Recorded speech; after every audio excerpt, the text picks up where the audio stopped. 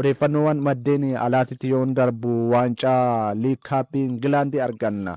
Maanchiistar Yuunaayitid shaampiyoon pirimeer liigii Ingilaandii yeroo 20ti kilaba seenaa waancaa pirimeer liigii Ingilaandii kana si'a 20 Liivarpuul waliin fudhatee qixa waancaa kanaan goobaneedha. Garuu as dhiyeenya goobanuu Maanchiistar Yuunaayitid gara dukkanaatti yookaan golgolaa'utti siiqee waan jiru kan inni fakkaatu.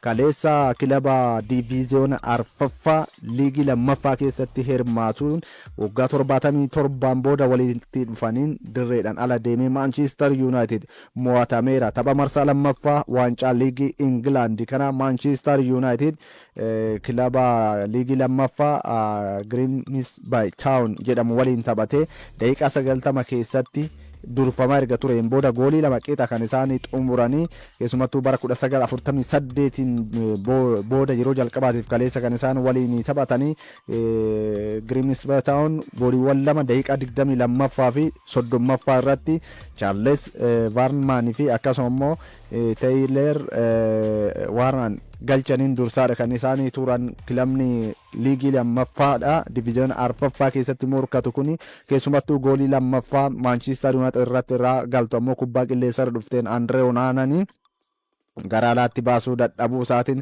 kubbaa kana akka waan ofirraa rukutu yookaan deebisuu fakkaatee kubbaan kun gooliin Maanchiistar Yuunaayitid irratti kan isheen galtee inumaayyuu kilabni kun irra deddeebiidhaan daqiiqaawwan boqonnaa duraa kanarratti carraa goolii galchuu Maanchiistar Yuunaayitid irratti argate 3-0dhaan illee carraa dursuu argatee ture.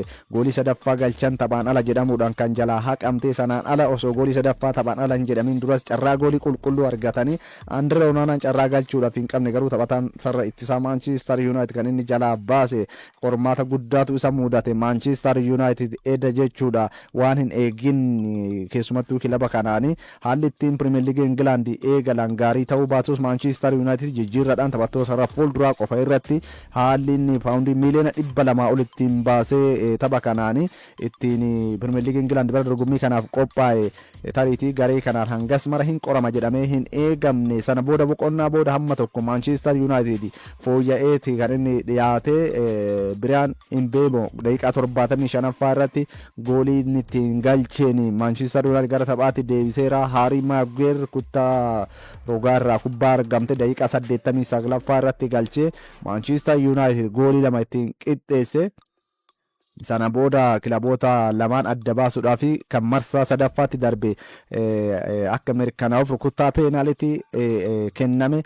Marsaa jalqabaatiin 5 walirratti galchanii sana booda itti fufee hanga rukuttaawwan 12 walirratti rukutuutti gaanii 12 fi 11 Grimsby Town Maanchiistar Yuunaayitid injifachuudhaan kan marsaa sadaffaadhaaf darbee peenaalitii Maanchiistar Yuunaayitid fi Maatiyaas Kunyaan osoo hin galchiin kan inni hafee. Sanaan booda marsaa lammaffaa irra deebi'ee kan rukute Biraan Imbaamoon rukuttaa peenaalitiidha innis osoo hin galchiin kan inni hafee. Kanaanis Maanchiistar Yuunaayitid osoo marsaa itti aanutti hin darbiin kan inni hafe. Andree Onaanaan peenaalitii tokko deebisullee garuu Maanchiistar Yuunaayitid taphichaan injifachamuudhaan dorgommichaan ala ta'eera. Caalmaa taphaa fudhatee ture. Maanchiistar Yuunaayitid tapha idilee daqiiqaa 90tiin harka 70 ol kubbaa taphatee 28 gara goolitti yaalee 9 kallattii sirrii kan isheen eeggatteedha.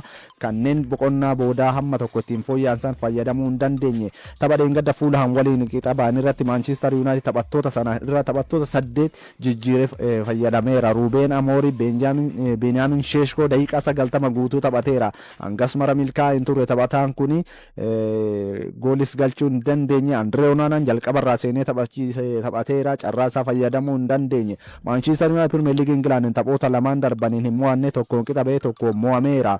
Ruubeen Amoorii keessumattuu tapha kaleessaa kanaanii baay'ee gaddaniiru.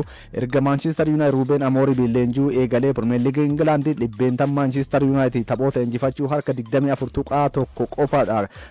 Riikoordii baay'ee gadi aanaadha. Kanaan dura tariitii Niil Woornookin erga leenjii Maanchiistar Yuunaayitid yeroo sanitti dhibbeentaa walqixa haala kanaan injifatee yeroo lamaanuu immoo pirimeer liigii Ingilaandii keessaa shaampiyoonshiippii Ingilaanditti bara ittiin gadi bu'ee ture Maanchiistar Yuunaayitid.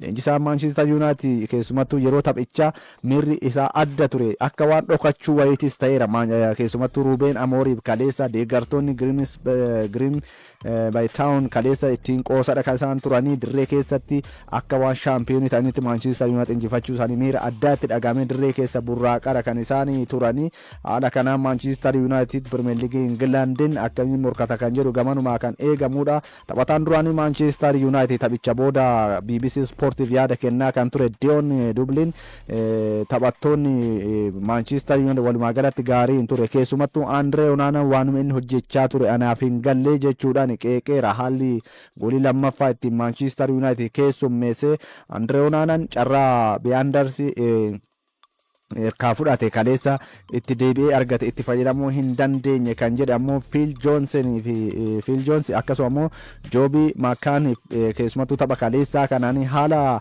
Ruubeen Amooriif tapha kana ittiin taphachiises qeeqaniiru keessumaa haalli Maatiyaas Dileet ittiin taphachiisan Maanchiistar Yuunaayitid karoora sirrii akka hin qabne leenjisichi kan ifatti agarsiise jechuudhaan qeeqamaadha kan ture kanas ta'ee Maanchiistar Yuunaayitid haalli ittiin mo'atame baay'ee na gaddisiiseera kun waan dubbatamuu hin qabne sagaleen yookaan immoo Maanchiistar Yuunaayitid taphattoota isaa kanatti sagaleen koo waan dhagamutti fakkaata jedhee yaada jechuudhaan Ruubeen Amooriif hundi isaanii injifatamuu qofa osoo hin taane haalli ittiin injifatamne baay'ee qaanessaadha deeggartoota keenya dhiifaman gaafadhaa jechuudhaan dubbateera fooyya'uu qabna kana booda jedheera haalli biroos jijjiiramni guddaan Maanchiistar Yuunaayitid keessatti ni barbaachisa jedheera Ruubeen Amooriif taphoota birootiin Everton goolii 2-0dhaan Middlesbrough Town injifateera Carlos Alcaraz fi akkasuma Brighton gooliiwwan galchaniiru Brighton goolii 6-0dhaan Oxford United kan inni mo'atee Fulham 2-0dhaan Bristol City injifataniiru marsaa sadaffaadhaan Grimsby Town Sheffield United waliin Everton Wolves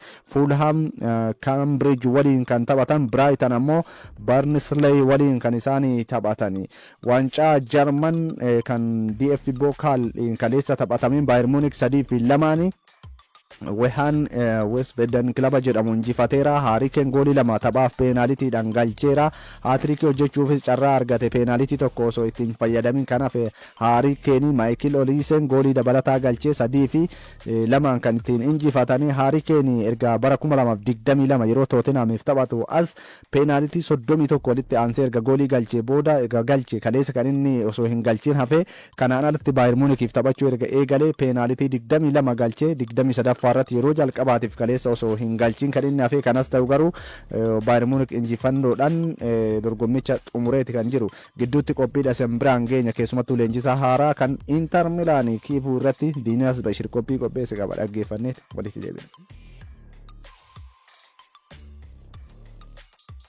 Liigota jaallatama Awurooppaa keessaa Seereen Italiisa tokko liigii morkii cimaa keessummeessuu fi taphattoota jajjaboo of keessatti hammateedha.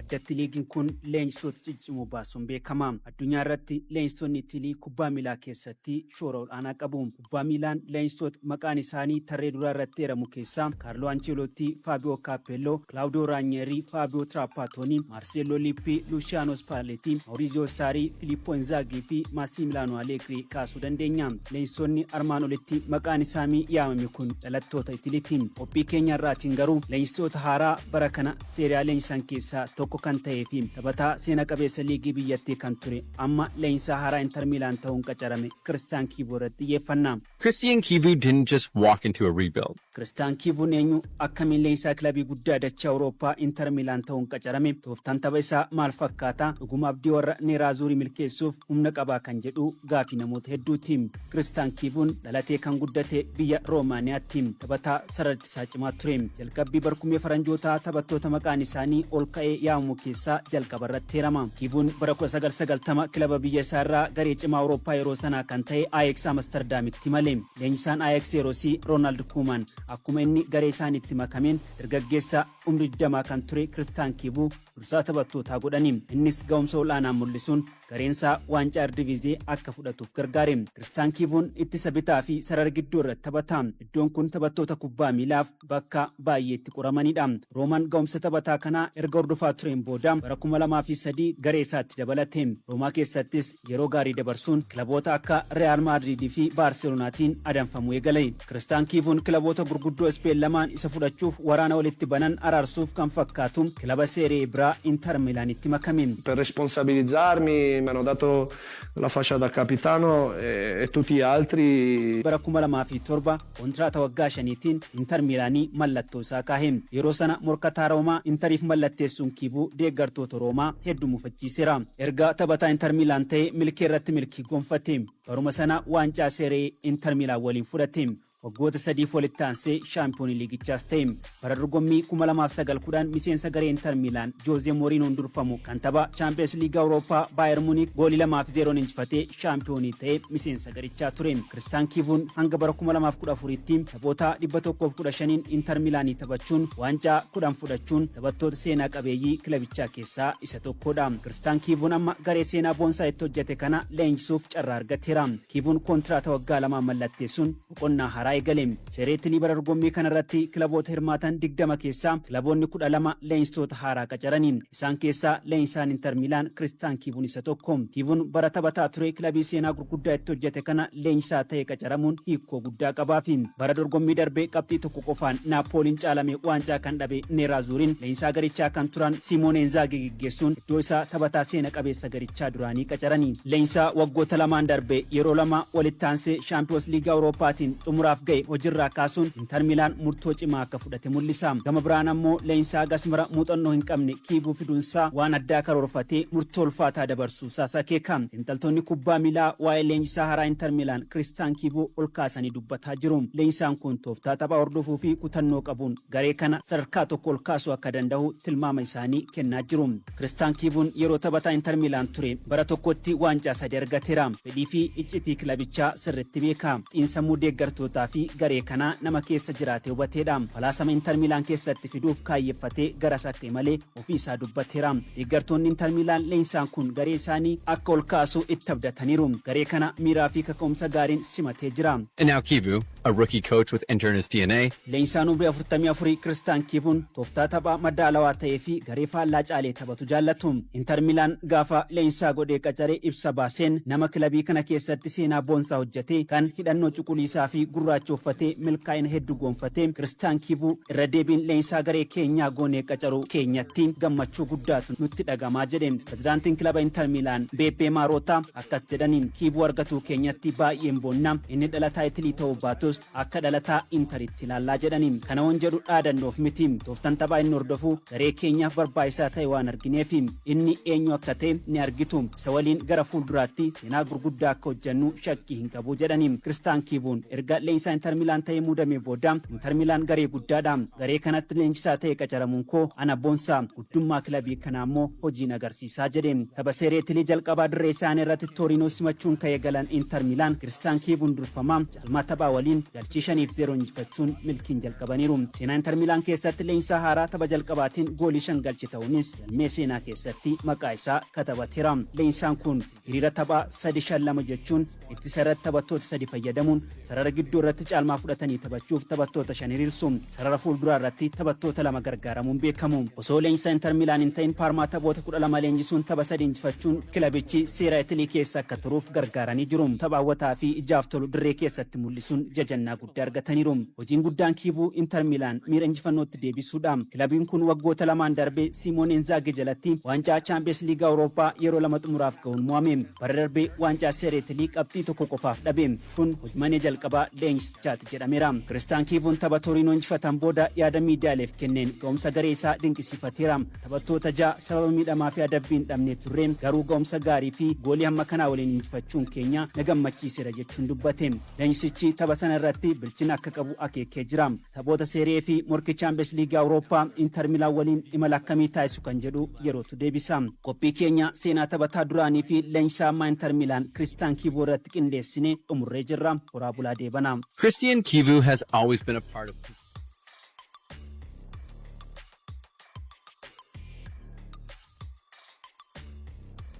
jijjiirradhaan wal qabatee Oxlade Chamberlain waliigaltee Besiktas waliin qabu adda kuteera. Waliigaltee kanaanis kaasaa yookaan immoo beenya paawundii miliyoona 1.5 akka Besiktas isaaf kaffalu waliigalameera jedhameera. Kana alatti Manchester Cityn Saabiniyoo akka hin gurgurre beekameeti kan inni jiru. Rodrigos kana booda hin barbaadu jedheera. Alejandro Garnachoon ammoo gara Chelseadhaa imaluuf akka ta'e himameera.